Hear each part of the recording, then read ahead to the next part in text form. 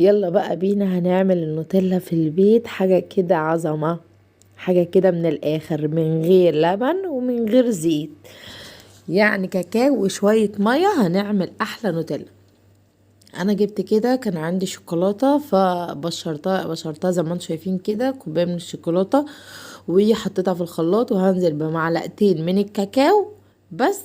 وبعد كده هروح جايبة كيس نسكافيه بطعم البندق، وهنزله في الخلاط، وهجيب معلقتين لبن نيدو من عند العطار، دول ب5 جنيه.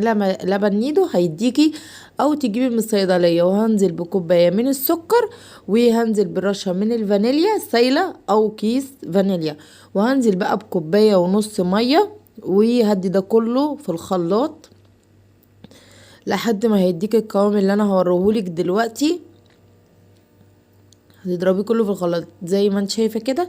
وبعد كده هجيب ربع كوبايه من الزيت، وهنزل يعني شويه بشويه، وبعد كده انا نزلت بيهم خلصتهم. وزي ما انت شايفه حاجه كده عظمه.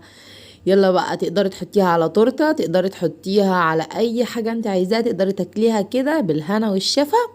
بس اهم حاجه يا حبايبي، كل اللي بيتفرج عليا يا ريت ما ينساش المتابعه، اهم حاجه المتابعه يا بنات، على الصفحه او على القناه. وما تنسوش اللايك الحلو والتعليق، حتى لو سلبي هرد عليكم، بس ما يبقى سلبي قوي يعني.